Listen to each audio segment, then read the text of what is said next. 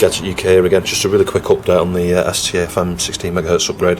I've taken out the 12MHz chip, the one that broke the clock pin off previously, and Exxos has kindly provided me with a 16MHz P12. So it's actually stamped on the chip, it does say 16MHz, so shouldn't be any problems with that. So I've just reconnected it all up, and also put just a couple of RAM heat, these little copper RAM heat sinks on there. They just stick on with some thermal adhesive tape.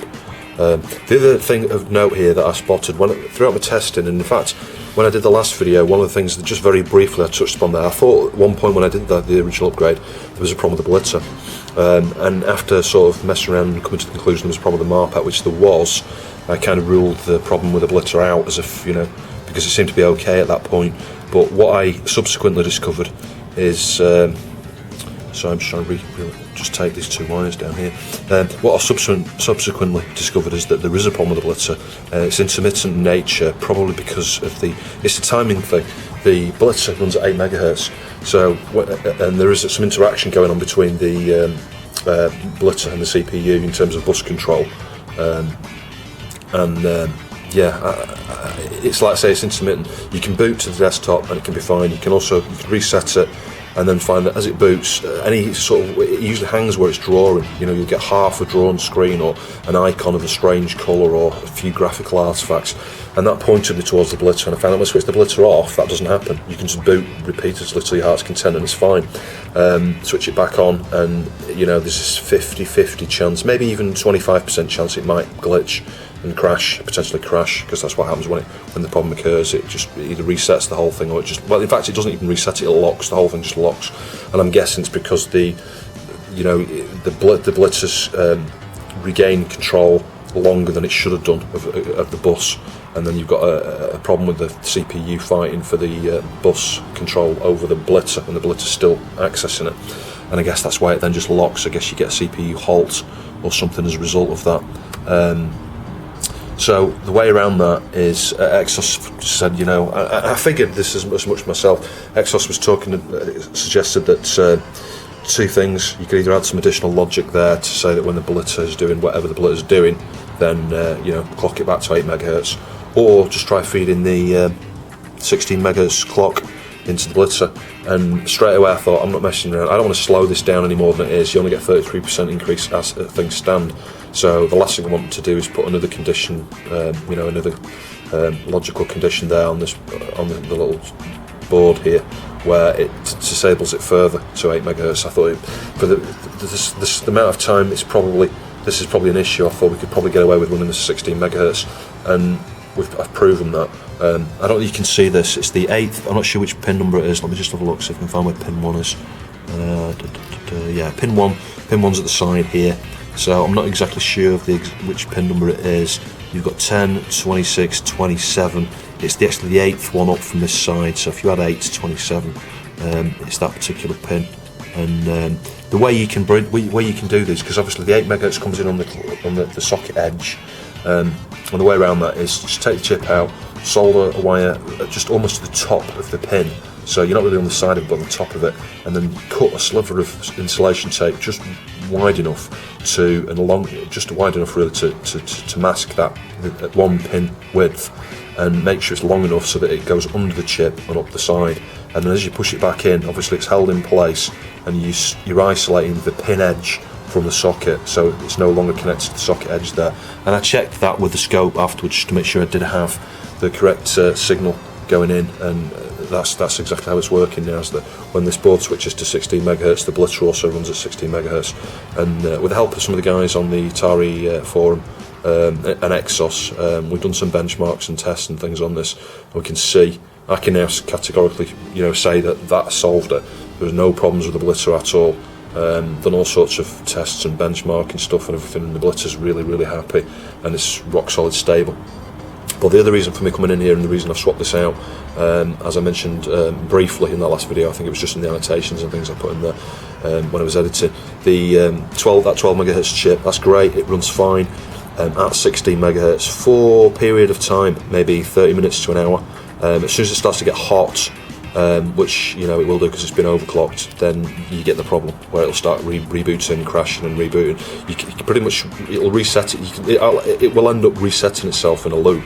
You can be playing a game and then it'll reboot, and the desktop will just start loading up, and then it'll reboot, and the desktop will start loading up, and it'll reboot at various different points in time. But it does get worse. If you switch it off for a minute, switch it back on, it'll be okay for a few minutes, but it soon gets back up to temperature again. If you leave it off for half an hour, switch it back on, you're good for another half an hour to an hour again. So yeah, I wasn't comfortable with it working that way. I want it to be consistent, so that's why I say I got a nice 16 MHz chip. Also put these heatsinks on. Not really required because these chips are designed. This particular one is stamped at 16 MHz, doesn't need a heatsink. That should be enough. It's not going to provide a massive amount of heat, dissipation. It's not like I've got a fan or anything in here. So I'll just reassemble this now and give it some rigorous testing, I guess. So it's all back together now. One of the things I've just done this evening is just written a bit of code just to show you the CPU speed on boot. Hopefully you should see in a sec. It's running at 6. It switched into the 16 MHz position at the moment. There you go, CPU running at 16 MHz, and it just pauses for a second and then just continues. So it was just a bit of, I was going to write this in C. So I've got the Lattice C compiler. For some reason it won't install. I think it's because you've been using a HXC floppy emulator, and for whatever reason it doesn't like the emulator. The disk, it keeps saying put disk 1 and put disk 1, and it's almost like the serial number's wrong or the disk label or something. And I've tried a few different disks, it's not working. So I had to use STOS, which I've never used before. It's just basic for the ST. It's not particularly efficient. If I show you, let me just try and find it. Show the size of the executable there. It's pretty big, 52k. That's quite large for what it is, because all it's doing is sort of recording. It's using the timer, storing the timer value, and then it's got a really small loop. It's gone through 2,000 times, I think I've set it to, and just doing 4 or 5 different divisions, relatively complex divisions. And I did some. It took me a while to get the exact to get a value there that I could use to identify whether it was 16 or 32. If I can run that from here now. Sorry, 16 or 8. But eventually, yeah, I managed to. What I ended up having to do is increase that loop, so the loop was larger and there was a few more divisions in there. And then eventually, it came out something like 20. I think it was 20 timer ticks, whatever that is. We're coming out at 16 MHz and about 24 at 8. So I just coded it, and in fact, when I say 20 for 16, a lot of the time it was less than 20. It was like it was either 19 or 20. 99 times I wanted it was 19. So I just wrote the code so that if it comes back, finishes that loop within 20, it's almost certainly running at 16 MHz or faster. And anything over 20 is certainly running at 8 MHz. So if that's the way that works, it's like I say, it's not ideal. If you had a faster processor, it'd still say 16 MHz, but I can't imagine there would be a scenario whereby it would be running at 8 MHz and by some minor miracle complete it in less than 20. And especially when I've tested and seen it can't go any faster than the 24 on average that it comes back at. So I don't know. I'll show you a couple of things running here. What have we got? I'll show you something 3D. There's no sound because the sound's coming through my headphones at the moment, and I have to apologise for the video quality. You probably see it on the camera there, the little lines going up and down the screen. It's because I'm using a capture card. This ST does give a crystal clear picture, but when it's running through the capture card, it's not quite so clear. It's a crappy capture card I've got, really. So let's load Driller. That's like a 3D based one. And these are typically the types of games that seem to have made most benefit. There's the raster problem. Belarus, and I was expecting that. Yeah, these games seem to benefit. Chris Exxos suggested Castle Master because he noticed that was quite a bit faster, and I gave that a try, and yes, it did seem to be. I would say 50 to 100% faster. So if he was getting 1 frame per second before, as he was suggesting, it was probably 2, and I would say it's not far off 2. I guess you'd really have to video these games and things and time them, and do like a side-by-side comparison. But it does certainly, it sounds, everything's quicker. Everything's just that little bit quicker. Not a lot, not massively quicker, you know, this game might be 30 or 40% faster. Certain angles here, you know, when I've been watching this demo, when you got up close against quite complex objects and stuff, like that rotation bit there, it's quite a lot smoother. I'd say 50% smoother than when it runs at 8 MHz. So I'll just reset that. I'll show you Star Wars, because I'm convinced Star Wars runs a lot faster as well. It's insanely fast. I mean, it's fairly fast as it was, you know, the vector graphics on the ST, but to me it just feels quite a bit faster. It's the same with Empire Strikes Back as well, so where are we? Down here somewhere.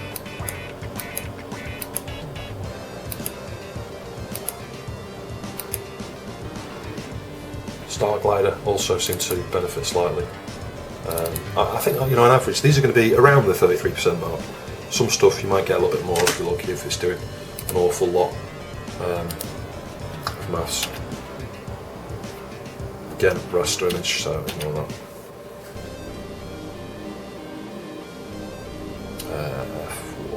Okay. So I mean, it's dead smooth, you know, scrolling and everything just seems a little bit faster to me.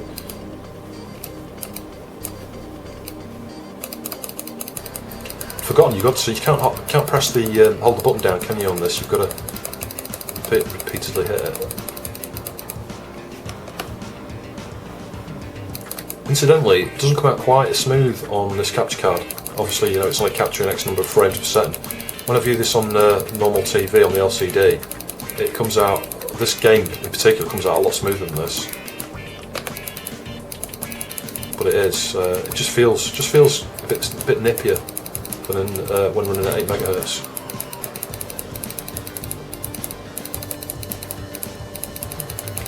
Right, let's give Gauntlet a go. Because I know Gauntlet's one of those that runs pretty slow. At the best of times, really. You probably won't notice a massive difference.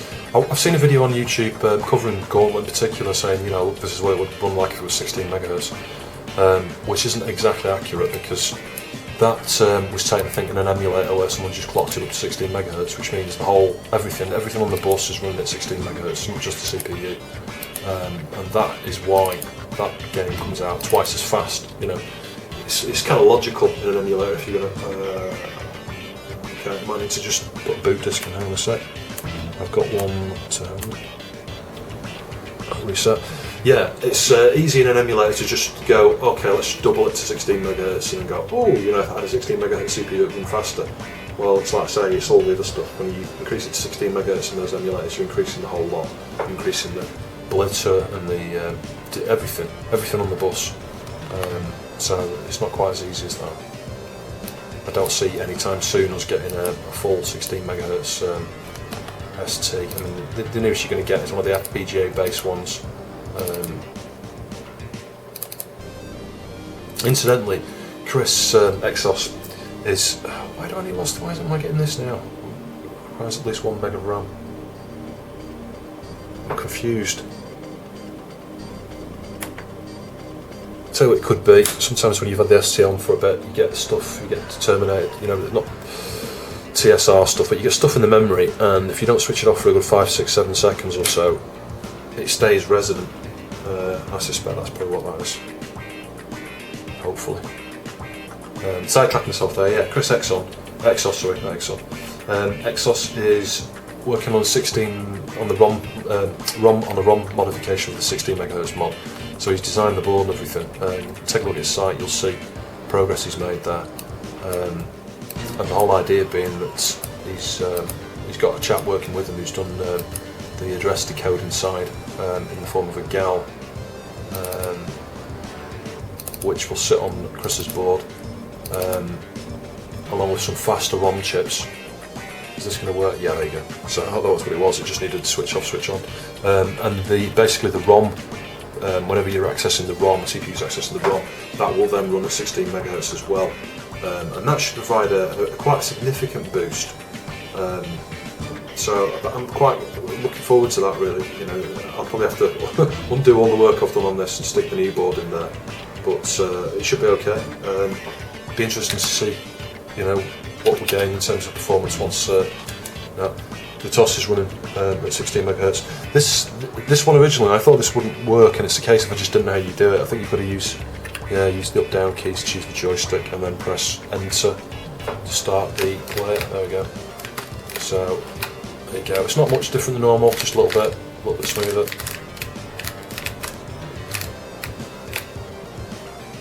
Obviously, it slows down when you got all these ghosts on the screen here. Probably be able to gauge it easier, but if you can hear the sound.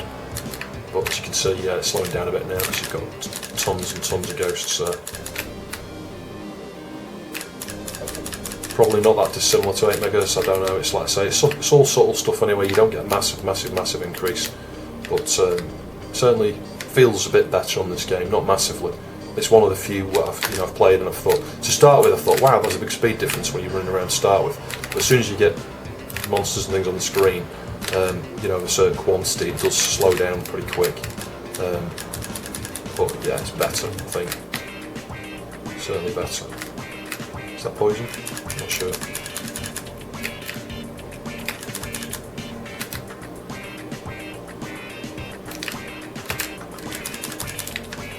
Right, one final thing. I'll just run the benchmark. In fact, I'll switch it off. I'll switch it into 8. I'll show you that it will report it's on 8. And then I'll just do a quick benchmark. Bear in mind, like I said, this is stable now. This is rock solid stable. Now it's got the new CPU in it. It's been on for several hours today. I've used it for a couple of hours. After it had been on all day this evening. So as you can see, that was running at 8. That's fine. Switch back to 16. I'll just cut to the end here where I've done the benchmark. Getting near the end now, so any second. I think it's after the VDI. Here we go.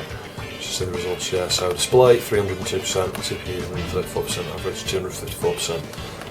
So bear in mind I've got a blitzer. So that's over the stock. Obviously, the stock model without a blitzer. So looking at those figures there, yeah, blitzing 915%, VDI scrolling 348%. So some of those are pretty good. Some pretty good increases there. Over the stock model. If you use something like Warp 9, you can get ridiculously high performance there. In fact, I'll just do that now just to show you if you use a software accelerator, because there's a few of those out there. I'll show you the results. Give me a sec. So it's part way through here. Some of these are absolutely rockets along. I mean, that's the same sort of speed that VDI graphics printers, but in general, a lot of the GDI stuff is just lightning fast with Warp 9, with the blitzer, with the 16 MHz. You should see some of the results in a sec. We've got flowing RAM access thing, you've got VDI stuff, and then using the pots of the results. I got blitzing, yeah, I forgot about that. The wavy scroll thing was pretty quick. That's the last step, I think. There you go. So I mean, that's pretty staggering. That is significantly, increased there. Look at the VDI text, 2,031%. Small text, 653%. Your integer actually drops a bit when you use the Warp 9. I don't know why. 193%. Gen window 340. Blitzing's dropped a bit, 864. VDI scroll's gone up quite significantly, 711. So display 715%, CPU 132%, that's dropped down a percent or two, and the average is 548%. So that's quite a good combination, if you're using a lot of TOS apps, or gem apps I should say. Something like Warp 9 with a blitzer and CPU is a nice coupling to have, really. Anyway, thanks for watching, and I'll see you soon.